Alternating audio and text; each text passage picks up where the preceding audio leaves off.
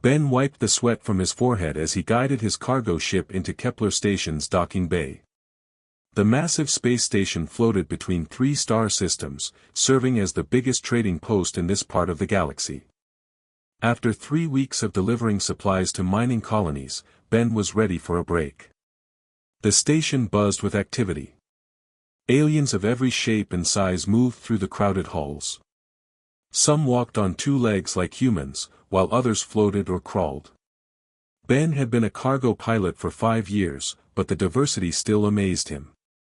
He needed to buy new engine parts before heading home to Earth. The main marketplace stretched across several levels of the station. Vendors sold everything from rare metals to exotic foods. Ben loved walking through these markets. Each stall offered something new and strange. As he searched for the parts shop, loud voices caught his attention. 3 tall, purple-skinned aliens stood around a small figure sitting on a crate.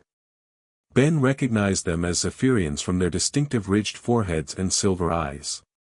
"The debt must be paid," one Zephyrian said in broken standard language. "She is all we have left to trade." Ben moved closer, pretending to examine nearby goods. The small figure was also Zephyrian, but different. She wore simple gray clothes and kept her head down. Most striking were her eyes. They were completely white, with no pupils visible. "Princess Kira cannot work like others," the second Zephyrian argued. "Who would want a blind servant?" "Someone will pay," the third one replied. "Royal blood still has value, even broken royal blood." Ben's stomach twisted. Were they really talking about selling a person? He had heard rumors about such things in the outer systems, but seeing it happen made his blood boil. The young female, Princess Kira, remained silent. She sat perfectly still, her hands folded in her lap. Ben could see she was listening to every word, but showed no emotion. "How much?" a new voice asked. Ben turned to see a large, insect-like creature approaching the group. Its mandibles clicked as it spoke. "I need workers for my mining operation." 50,000 credits, the first Zephyrian said quickly. The insect alien laughed, a harsh buzzing sound. "For a defective royal?" 20,000. Ben had heard enough. Before he could think about what he was doing, he stepped forward. "I'll pay 60,000. All eyes turned to him. The Zephyrians looked surprised to see a human involved in their business. Princess Kira raised her head slightly, though her blind eyes couldn't focus on him. "You?" the first Zephyrian asked. "Humans do not buy servants." "I do," Ben said firmly. He pulled out his credit pad. His life savings showed on the small screen, exactly 62,000 credits. It was money he had been saving to buy his own ship instead of renting one. The insect alien hissed angrily and walked away. The 3 Zephyrians whispered among themselves in their own language. Finally, the first one nodded. "Agreed. 60,000 credits for Princess Kira." Ben's hands shook slightly as he transferred the money. What was he doing? He had never owned another person and never wanted to. But he couldn't let them sell her to that mining operation. The transaction completed quickly. The Zephyrians handed Ben a data pad with official ownership documents.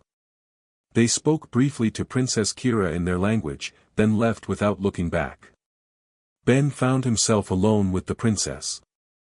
She still sat on the crate, waiting. Up close, he could see she was young, maybe in her early 20s. Her purple skin was lighter than the male's, with delicate features. Despite her blindness, she held herself with dignity. "Can you understand me?" Ben asked softly. She nodded.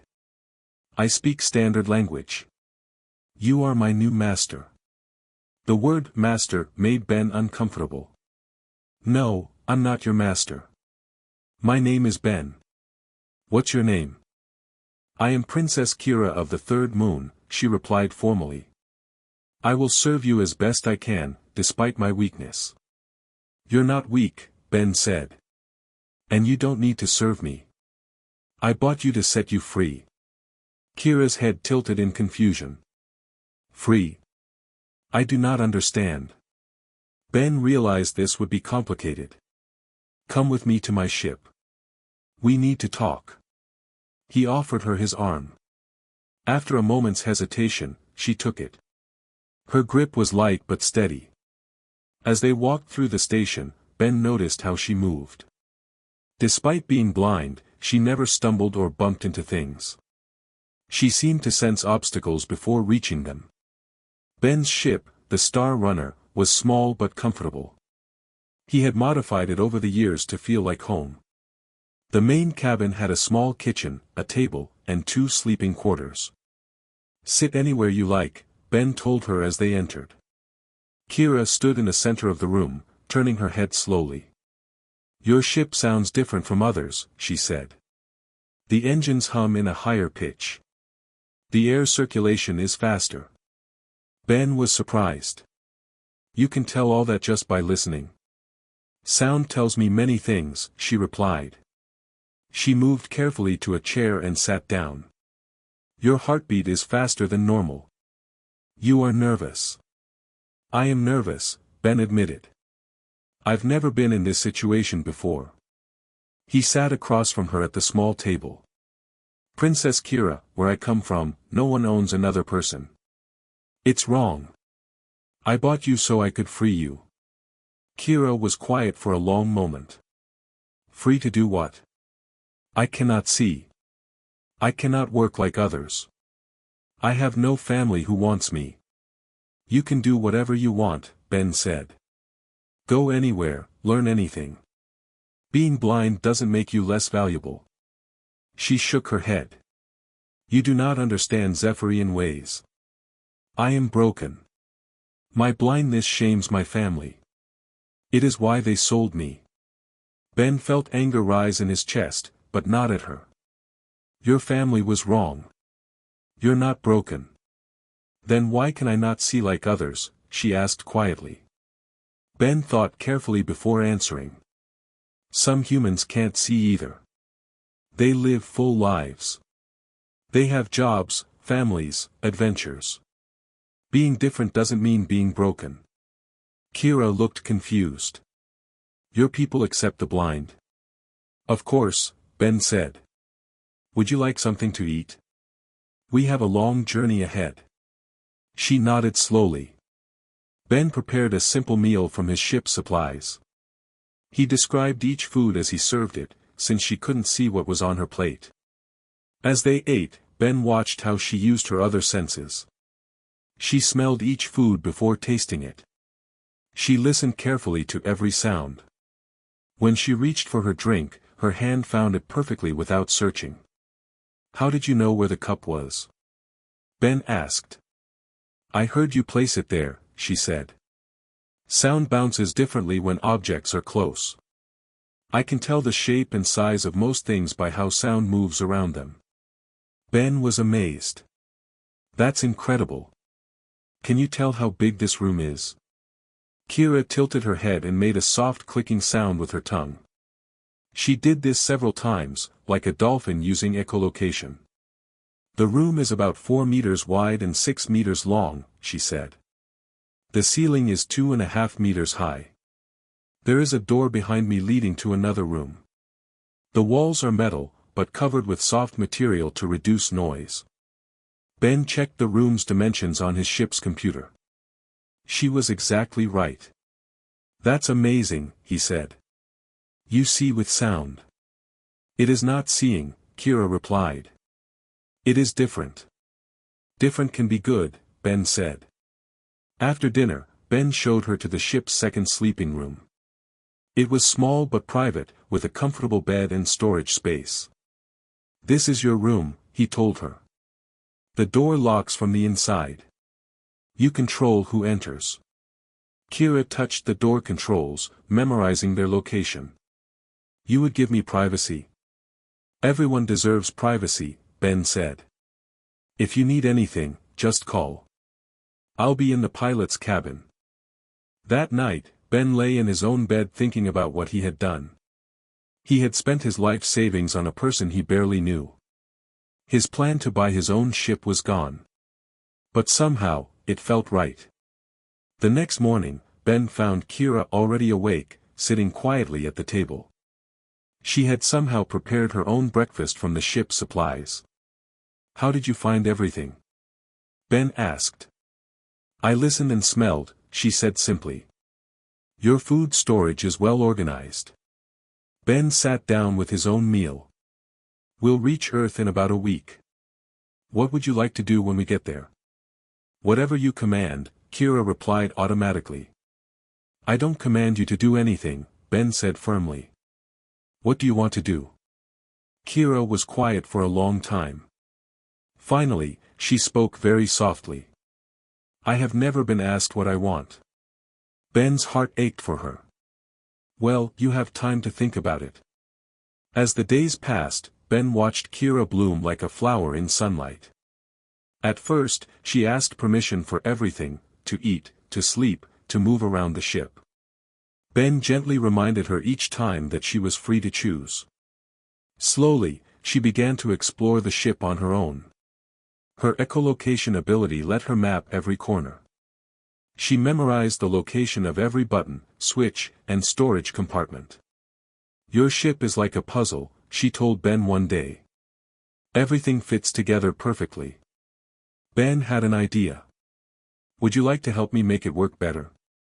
He showed her the ship's navigation computer. The interface was all visual displays and touch screens. Kira couldn't use any of it.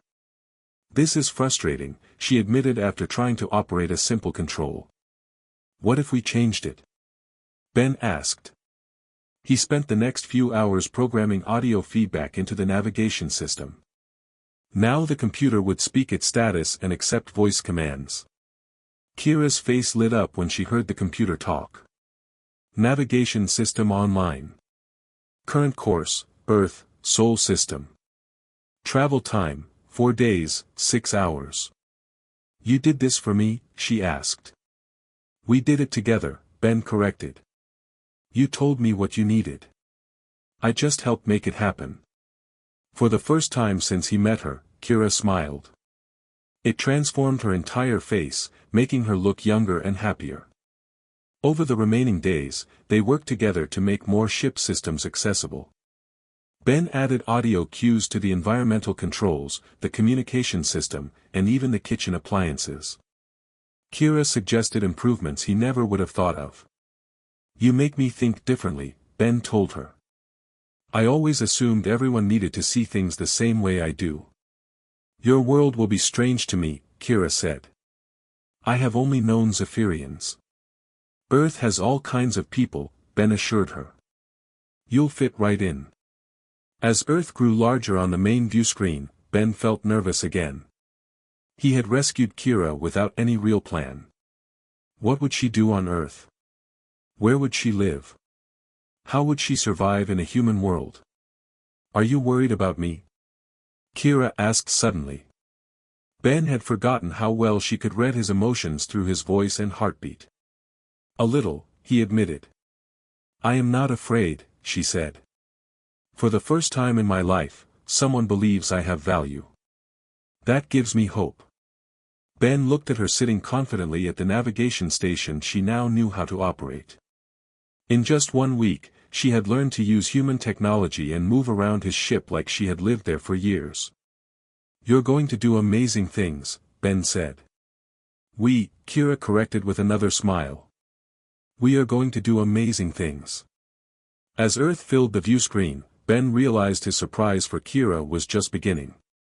He had contacts in the disability rights community, universities, and technology companies. Kira was about to discover that being blind on Earth meant something completely different than it did on Zephyr. The real adventure was about to begin.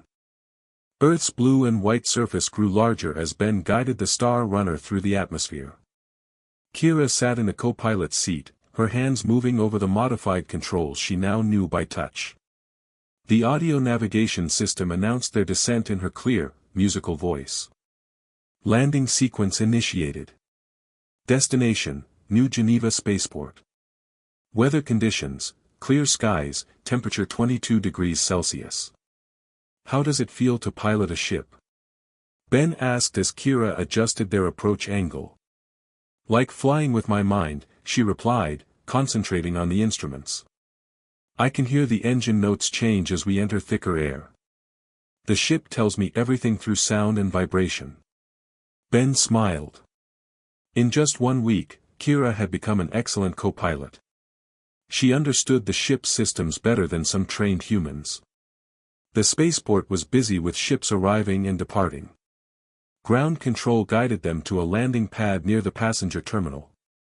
As the engines wound down, Ben turned to Kira. Ready to see Earth? He asked, then caught himself. Sorry, I meant. I understand, Kira said gently. I will experience Earth in my own way. They gathered their belongings and headed for the ship's exit. Ben had sent messages ahead to several people, but he hadn't told Kira who they were meeting. He wanted it to be a complete surprise. The spaceport buzzed with activity. Humans hurried past carrying luggage and talking on communication devices. Kira walked close to Ben, her head turning constantly as she mapped the space with sound. So many voices, she murmured. Your people talk much more than Zephyrians. That's one of our traits, Ben said. We're social creatures. As they walked through the terminal, Ben noticed something that filled him with hope. A young human woman sat at an information desk, her fingers moving rapidly over a device with raised bumps. Next to her, a guide dog lay quietly. Excuse me, Ben said as they approached. Could you help us find ground transportation? The woman looked up with a friendly smile. Her eyes moved past Ben without focusing, and he realized she was blind. Of course, she said. Where are you headed? The University District, Ben replied. Specifically, the Institute for Adaptive Technology. Excellent choice, the woman said. My name is Sarah. I actually work with the Institute part-time. She turned toward Kira. You must be our special visitor from the outer systems. Kira gasped softly. You cannot see, she said in wonder. That's right, Sarah replied cheerfully. Been blind since birth. Never bothered me much. She stood up, and her guide dog immediately came to attention. This is my partner, Apollo. He helps me navigate crowded places. Kira stared at the dog in amazement. An animal helps you? Dogs are very smart, Sarah explained. Apollo can find doors, avoid obstacles, even locate empty seats. We're a team. Ben watched Kira's face as understanding dawned. Here was another blind person living independently, working, helping others. Everything her family had told her about blindness was wrong. How is this possible? Kira whispered. Come on, Sarah said, gathering her things. I'll ride with you to the institute. Dr. Chen is waiting to meet you. They took a hover taxi through New Geneva's busy streets. Sarah kept up a steady conversation, describing the city's sounds and smells for Kira's benefit. She explained how audio signals helped blind people cross streets, how buildings had tactile guides, and how public transportation announced every stop. Your entire city is designed for people who cannot see? Kira asked. Not just for us, Sarah corrected. For everyone. When you make things accessible for disabled people, you make them better for everyone. The Institute for Adaptive Technology occupied a modern building near the university campus. Dr. Chen, a middle-aged woman with graying hair, met them in the lobby. Welcome to Earth, Princess Kira, she said warmly. Ben told me your story. We're honored to have you here. Please, just call me Kira, the princess replied. I am no longer royal. You'll always be royal, Dr. Chen said. But here, your worth comes from who you are, not your title or your sight. Dr. Chen led them through the institute's laboratories and workshops. In the first room, engineers worked on devices that converted visual information to sound or touch. A woman demonstrated a camera that described objects in spoken words. Red apple, approximately 10 centimeters in diameter, sitting on wooden table, the device announced as she pointed it around the room. In another lab, programmers developed software that read text aloud or converted it to braille patterns. Kira ran her fingers over the raised dots, quickly learning the basic patterns. "This is like the writing system my people use for official documents," she said excitedly. "But much simpler. Braille was invented by a blind human over 200 years ago," Dr. Chen explained. "Sometimes the best solutions come from people who face the challenges themselves." The next room contained mobility aids. White canes of different lengths hung on the walls. Some had electronic sensors that vibrated when they detected obstacles. Others connected to smartphones that provided GPS navigation. "Every blind person finds their own way to move through the world," Sarah explained. "Some use canes, some use dogs, some use echolocation like you do." "You know about echolocation?" Kira asked. "Of course," Dr. Chen replied. "Some humans can do it too. Would you like to meet a few?" She led them to a gymnasium where a group of teenagers was playing a game Ben didn't recognize. They moved around the court making clicking sounds with their tongues, chasing a ball that contained bells. "That's goalball," Sarah explained. "A sport designed specifically for blind players. Those kids use echolocation to track the ball and find their teammates." One of the players, a boy about 16 years old, jogged over when he heard new voices. He made soft clicking sounds and turned toward Kira. "Whoa," he said. "Your echolocation is incredible. Way better than mine. You can really hear like I do?" Kira asked. "Not as well," the boy admitted. "But enough to ride my bike, play sports, even rock climb. My name's David. I am Kira. On my world, they said I was broken because I could not see." David laughed. "Broken? You can hear things I can't even imagine." "That's not broken, that's superhuman." Ben watched Kira's expression change as she talked with David and the other players. For the first time, she saw her abilities as gifts rather than disabilities. Their next stop was the university's music department.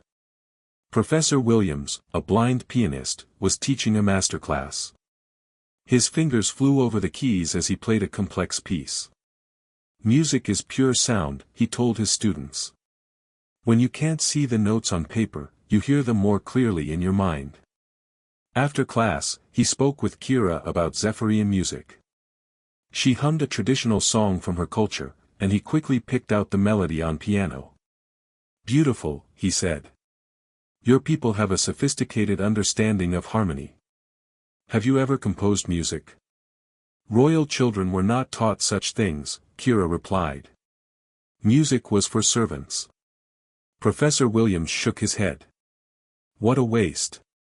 You have perfect pitch and an excellent sense of rhythm. You could be a wonderful composer." As the day continued, Ben introduced Kira to more people. A blind computer programmer who led a major software company. A sculptor who created art by touch and texture. A teacher who ran a school for disabled children from across the galaxy. Each person lived independently, pursued their passions, and contributed to society. None of them saw blindness as a limitation. "I don't understand," Kira said as they sat in the institute's cafeteria. "How can so many blind people live normal lives? On Zephyr, we are hidden away." "Because your culture focuses on what you can't do instead of what you can do," Dr. Chen explained. "Here, we believe everyone has unique abilities. Our job is to find them and help people use them." "What are my unique abilities?" Kira asked. Ben smiled. "Your echolocation is better than any humans. You have perfect memory for conversations. You can identify people by their heartbeat and breathing patterns. You learn new technology faster than anyone I've met. Plus you have insights into alien cultures that could help us build better relationships across the galaxy," Sarah added. "That's incredibly valuable." Dr. Chen leaned forward. "Ben told me about your situation. We'd like to offer you something." She slid a data pad across the table. The device immediately began reading its contents aloud for Kira's benefit. Admission offer to the University of Earth, Department of Xenocultural Studies, with full scholarship including housing, meals, and adaptive technology training. Kira's hands shook as she listened. University. But I am just a failed princess. You're a brilliant young woman with unique perspectives on interspecies relations, Dr. Chen corrected. We want you to study here, learn about different cultures, and eventually become an ambassador. An ambassador? Kira whispered. Think about it, Ben said. You could return to Zephyr not as a sold servant, but as an educated representative of Earth. You could change how your people think about disability. Tears rolled down Kira's purple cheeks. You would do this for me? We're doing it with you, Sarah corrected. Ben told us how quickly you learned to modify his ship systems. You have the mind of an engineer and the heart of a teacher. That evening, Ben took Kira to his small apartment in the city. It was modest but comfortable, with large windows overlooking the harbor. This is your home now too, he told her. For as long as you want. Kira moved around the apartment, learning its layout. You have given me everything, she said. Freedom, education, a future. What can I give you in return? Ben thought carefully. Your friendship. And maybe help with a project I've been thinking about. He showed her sketches he had made on their journey from Kepler Station. Designs for adaptive technology that could work for different alien species. Your ship modifications gave me an idea, he said. What if we started a company that creates accessible technology for non-human species? Every alien race has members with different abilities. They could all benefit from adaptive tools. Kira studied the sketches with her fingers. This could help millions of beings across the galaxy. We could do it together, Ben said. You understand how different species perceive the world. I know engineering and business. We could be partners. Partners, Kira repeated the word like she was tasting something sweet. Not master and servant. Not rescuer and rescued. Partners. Equal partners, Ben confirmed. 3 months later, Kira had settled into university life. She lived in a dormitory with other alien exchange students, learning about dozens of different cultures. Her professors were amazed by her insights into interspecies communication. She also worked part-time with Ben on their new company, Adaptive Solutions. They had already designed audio interfaces for 3 different alien species and tactile controls for beings who communicated through touch. But the biggest surprise came when Kira decided to contact her home world. She sat in the university's long-range communications center, preparing to speak with the Zephyrian Council. Ben stood beside her for moral support. Royal Council of Zephyr, the communication officer announced. I present Princess Kira of the Third Moon, calling from Earth. The screen showed 3 elderly Zephyrians in ceremonial robes. They looked shocked to see her. Kira, the lead counselor asked. You were sold as a servant. How do you speak to us as an equal? Because I am an equal, Kira replied confidently. I am a student at the University of Earth and co-owner of a technology company. She spent the next hour describing everything she had learned. She told them about Earth's blind community, about adaptive technology, about the possibilities for disabled Zephyrians. Impossible, one counselor said. The blind cannot contribute to society. Then explain this, Kira said. She activated a device she and Ben had created together. It translated spoken words into the clicking sounds Zephyrians used for echolocation. This device allows seeing Zephyrians to understand how we experience the world, she explained. Blind Zephyrians could teach others to navigate in darkness, to identify sounds others miss, to remember conversations perfectly. The counselors listened in amazement as Kira demonstrated other technologies. Computers that responded to echolocation clicks. Navigation systems that used sound instead of sight. Communication devices that worked through vibration and touch. You created these? The lead counselor asked. I helped design them, Kira said proudly. My blindness was not a weakness. It was a different way of understanding the universe. The conversation continued for 2 hours. By the end, the counselors agreed to let Kira return as an official ambassador. She would bring Earth's adaptive technologies to Zephyr and help change their society's treatment of disabled individuals. After the call ended, Ben found Kira sitting quietly in the university garden. She was listening to the sounds of Earth birds and feeling the warm sunlight on her face. How do you feel? He asked. Grateful, she said simply. You saw value in me when no one else did. You showed me a world where I could be more than my limitations. You showed me that limitations are just different ways of experiencing life, Ben replied. I never would have created any of this technology without your insights. They sat together in comfortable silence, listening to the sounds of the bustling campus around them. Students from dozens of worlds walked past, each bringing their own perspectives and abilities to Earth's diverse community. Ready for tomorrow's presentation? Ben asked. They were scheduled to demonstrate their latest invention to a group of investors. Ready, Kira said with a smile. We are going to change the galaxy, one species at a time. Ben looked at his friend and business partner. A year ago, she had been a discarded princess, sold as property. Now she was a confident young woman preparing to transform how civilizations across the galaxy thought about disability and difference. The best part was knowing their work had just begun. Every day brought new challenges, new species to help, new barriers to break down. And they would face them together, as equal partners in the greatest adventure of their lives. The blind princess had found her sight after all. Not through her eyes, but through her heart, her mind, and the endless possibilities of friendship and hope.